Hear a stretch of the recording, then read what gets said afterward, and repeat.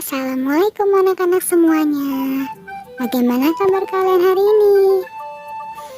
Semoga semuanya dalam keadaan sehat dan bahagia. Hari ini Bunda akan menyampaikan penjelasan dari pelajaran tematik, tepatnya pada tema 2, sub tema 3. Bagaimana? Kalian sudah siap ya memulai pembelajaran hari ini? Sekarang mari kita simak penjelasan berikut ya. Coba sekarang, apakah ada yang tahu apakah itu kalimat tanya? Ya, kalimat tanya adalah kalimat yang mengandung makna sebuah pertanyaan. Kapan ya kira-kira kalimat tanya ini digunakan? Kalimat tanya digunakan saat kita ingin bertanya tentang benda, seseorang, waktu, tempat, alasan, dan masih banyak lainnya. Nah, di sini ada beberapa kata-kata yang digunakan saat bertanya. Apa saja? Ada kata apa, kata siapa, kapan, di mana, mengapa, bagaimana, dan berapa. Nah, kita mulai dari kata apa dulu ya. Kata apa digunakan pada kalimat yang menanyakan tentang benda atau menanyakan tentang sesuatu. Contohnya seperti ini. Apa yang kamu lakukan? Nah, kalimat apa ini menanyakan tentang kegiatan. Tahu dari mana? Ya, dari kata lakukan. Nah, sekarang yang kedua ada kata siapa. Nah, kata siapa ini digunakan untuk menanyakan tentang orang atau menanyakan seseorang. Misalkan contohnya, siapa saja yang ikut liburan? Berarti kalimat ini menanyakan tentang seseorang. Jadi, kalian bisa jawab langsung dengan nama seseorang tersebut. Yang ketiga, ada kata kapan. Nah, kapan ini kalian sering dengar digunakan untuk menanyakan waktu. Nah, contohnya kalau misalkan ada pertanyaan seperti ini, kapan ibu pergi ke rumah nenek lagi? Berarti pertanyaannya menanyakan tentang waktu. Jadi kalau misalkan kalian tanya tentang waktu, jawabannya tentang waktu yang ditanyakan tersebut. Yang keempat, ada kata di mana. Kata di mana ini digunakan untuk menanyakan tempat. Contohnya, di mana tempat ayah menyimpan kunci sepeda motor? Katanya.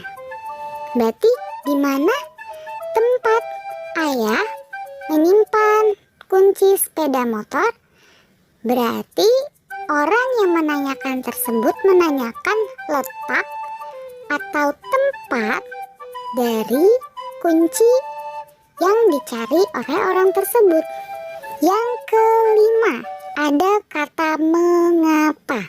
Nah, mengapa ini digunakan untuk menanyakan alasan. Misalnya, mengapa tanganmu berdarah? Berarti orang yang bertanya menanyakan tentang alasan kenapa tangan orang yang dia tanya bisa berdarah. Bagaimana caranya? Kenapa bisa berdarah? Seperti itu. Yang keenam, ada kata bagaimana. Kata bagaimana ini biasanya digunakan untuk suatu keadaan. Bagaimana Bunda cara menggunakannya? Oke. Bagaimana ini contohnya seperti bagaimana kabarmu hari ini? Itu berarti menanyakan keadaan. Atau bisa juga digunakan untuk menanyakan suatu cara. Misalkan, bagaimana cara menggunakan handphone? Kalian bertanya kepada ayah kalian. Berarti kalian menanyakan cara penggunaan handphone tersebut. Gitu. Yang terakhir, ada kata berapa. Nah, berapa ini kalian sering temukan di soal matematika biasanya. Kata berapa ini ada kalimat tanya yang biasanya digunakan untuk menanyakan jumlah atau angka. Nah, contohnya seperti ini. Berapa berat badanmu minggu ini? Nah, berapa berat badanmu minggu ini berarti yang ditanyakan adalah angka atau suatu jumlah yang pasti gitu. Di sini ada percakapan antara Benny dan Edo. Nah, Benny bertanya kepada Edo, kamu masih ingat kalimat penutup paragraf pertama pada teks sebelumnya? Lalu Edo menjawab, masih. Banyak kelereng di dalam lingkaran ada 6 butir. Oh iya, berapa orang yang bermain kelereng ya? Tanya si Benny. Lalu si Edo menjawab, ada 3 orang. Bagaimana ya caranya membagikan 6 butir kelereng kepada 3 orang agar setiap orang mendapatkan kelereng sama banyak? Tanya si Edo. Lalu di sini ada yang menjawab, caranya setiap anak diberi 1, kemudian sisanya dibagikan lagi setiap orang 1 hingga kelereng itu habis. Lalu kita bisa mencarinya dengan pengurangan berulang. Tadi banyak kelereng ada 6. 6 dibagikan ke 3 orang. Nah, berarti kita buat pengurangan berulang, yaitu 6 dikurangi 3 dikurangi 3 sama dengan 0. Itu sama artinya 6 dibagi 3. Jadi 6 kelereng dibagi 3 orang. Jadi masing-masing orang mendapatkan 2 kelereng. Nah, lalu di sini si Benny menjawab, karena Mei melakukan 2 kali pengurangan, yaitu 6 dikurangi 3 dikurangi 3 sama dengan 0. Jadi setiap siswa mendapatkan 2 butir kelereng. Nah, pada pembelajaran subtema 1 dan subtema 2 kita sudah belajar tentang perkalian. Nah, di subtema 3 ini kita akan belajar pembagian. Kalau perkalian kemarin adalah penjumlahan berulang, kalau pembagian ini adalah pengurangan berulang sampai hasilnya nanti 0. Jadi kita akan belajar tentang pembagian ya adik-adik ya. Sekarang kami sudah mengerti. Terima kasih Mei. Sama-sama Benny, Edo. Jawab sini. Nah, hari ini kita akan belajar pembagian bersama-sama adik-adik. Pembagian itu bisa dikerjakan dengan cara pengurangan berulang sampai hasilnya 0 ya. Jadi di sini ada pengurangan berulang sampai hasilnya 0. Kita lihat di sini. Koko punya 9 butir kelereng. Kelereng itu dibagikan kepada 3 temannya. Maka setiap anak mendapatkan kelereng sebanyak titik-titik butir. Nah, di sini kita tahu adik-adik, berarti 9 butir kelereng dibagikan kepada 3 orang. Maka bentuk pembagiannya adalah 9 dibagi 3. Nah, 9 dibagi 3 ini kita cari dengan pengurangan berulang sampai hasil akhirnya adalah 0 ya. Nah, kita kurangi dulu 9 dikurangi 3. Nah, 9 dikurangi 3 itu hasilnya adalah 6. Nah, 6 ini karena belum angka hasil akhirnya belum 0, jadi kita masih kurangi lagi dengan angka 3 terus adik-adik. Berarti bawahnya 6 dikurangi 3. 6 dikurangi 3 sama dengan 3. Belum juga mendapatkan hasil akhirnya adalah 0, bukan ya? Belum ya adik-adik ya. Berarti di sini 3 dikurangi 3 sama dengan sama dengan 0. Sudah di sini sudah 0 nih ya. Lalu kita hitung nih, ada berapa kali pengurangan. Di sini ada 1, 2, 3. Maka kita bisa menulisnya seperti ini. 9 dibagi 3 sama dengan 9 dikurangi 3 dikurangi 3 dikurangi 3. Karena ada pengurangannya sebanyak 3 kali. Dan hasil akhirnya ini adalah angka 0 ya. Angka 0 juga. Lalu karena terdapat pengurangan sebanyak 3 kali, maka 9 dibagi 3 itu hasilnya adalah 3, bukan hasilnya 0. Jadi karena di sini ada pengurangannya 3 kali. Jadi hasil 9 dibagi 3 adalah 3. Ayah pulang membawa 10 buah jeruk. Jeruk itu dibagikan kepada 2 orang anaknya di rumah. Maka setiap anak akan mendapatkan titik-titik buah jeruk.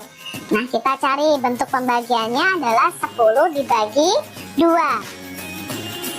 Lalu kita cari dengan pengurangan berulang sampai hasil akhirnya adalah 0 ya. 10 dibagi 2, maka kita tulis dulu 10 dikurangi 2. Berapa 10 dikurangi 2? Sama dengan 8. Karena 8 ya hasil akhirnya, berarti belum angka 0. Jadi kita tulis 8 dikurangi 2. 8 dikurangi 2 adalah 6. Belum juga ya adik-adik ya. Berarti kita tulis lagi nih. Angka 6 ini dikurangi 2. Kita tulis di bawahnya. 6 dikurangi 2, 4. Lalu 4 dikurangi 2, 2. 2 dikurangi 2. Ya, hasil akhirnya adalah angka 0 ya. Lalu kita tulis nih bentuk panjangnya. Ada berapa kali pengurangan? 1, 2, 3, 4, 5. Maka kita tulis nih adik-adik, 10 dibagi 2 sama dengan 10 dikurangi 2-nya sebanyak 5. 1, 2, 3, 4, 5 sama dengan 0 ya. Lalu karena terdapat pengurangan sebanyak 5 kali, maka 10 dibagi 2 hasilnya ada berapa? Ya, 10 dibagi 2 hasilnya adalah 5. Pada tema 1, subtema 3, Bunda sudah pernah menjelaskan tentang gambar imajinatif. Sekarang, Bunda ingin bertanya, apakah kalian masih ingat apa itu gambar imajinatif? Ya, betul. Gambar imajinatif adalah gambar yang dibuat berdasarkan khayalan. Diingat-ingat ya. Nah, contohnya seperti di bawah ini. Di bawah ini merupakan sebuah gambar yang berbentuk buku dari khayalan orang yang telah membuatnya. Nah, apa saja sih alat dan bahan yang kita perlukan dalam membuat gambar imajinatif? Alat dan bahannya adalah buku gambar untuk membuat gambar imajinatif, lalu pensil untuk membuat pola gambar imajinatif, Lalu pensil warna atau krayon, atau bisa juga menggunakan spidol untuk mewarnai gambar imajinatif. Selanjutnya, penggaris. Penggaris digunakan untuk menggarisi tepi-tepi pada buku gambar dan membuat pola jika dibutuhkan garis lurus. Yang terakhir, karet penghapus untuk menghapus pola yang salah. Nah, sekarang apa kalian tahu tentang tata tertib yang ada di sekolah? Nah, mungkin sebagian dari kalian banyak yang bertanya, apa sih Bunda manfaat dari tata tertib itu? Manfaatnya, kalian bisa menjadi lebih disiplin. Kedua, sekolah juga menjadi lebih nyaman karena lebih disiplin akan tata tertibnya. Yang ketiga, kalian lebih teratur, mau dari segi pakaiannya, dari segi pembelajarannya, semua menjadi teratur. Lalu, kenapa sih harus ada tata tertib? Nah, tata tertib diadakan untuk menjaga ketertiban sekolah, terus untuk menjaga keamanan. Nah, yang terakhir, untuk memberikan kenyamanan pada sekolah. Nah, kira-kira siapa aja ya yang wajib menjalankan tata tertib di sekolah? Ya, semua warga sekolah wajib untuk menjalankan tata tertibnya. Mau itu siswa atau pelajarnya, mau itu guru atau karyawan sekolahnya. Nah, sekarang Bunda ingin memberitahu contoh-contoh tata tertib yang ada di sekolah. Ada memakai seragam sesuai jadwal dan rapi, melakukan piket kelas sesuai jadwal, memakai topi setiap upacara hari Senin, berdoa sebelum dan sesudah pelajaran, datang ke sekolah sebelum pukul 7 pagi, memakai sepatu berwarna hitam, berbicara yang sopan dan santun dengan guru. Nah, berikut tata tertib yang biasanya kita taati di dalam sekolah. Selain itu, ketika kalian membuang sampah pada tempatnya, itu juga sudah termasuk menjalankan tata tertib. Jadi, dimanapun kalian berada, ketika kalian di rumah, di sekolah, atau di lingkungan yang lainnya, usahakan kalian menjaga lingkungan tetap bersih agar kita semua bisa menjalankan tata tertib dimanapun kita berada. Baik, sekarang Bunda akan akhiri pembelajaran untuk hari ini. Bunda harap kalian semua akan sehat selalu dan tetap menjaga kebersihan dan mematuhi segala protokol kesehatan ya. Assalamualaikum.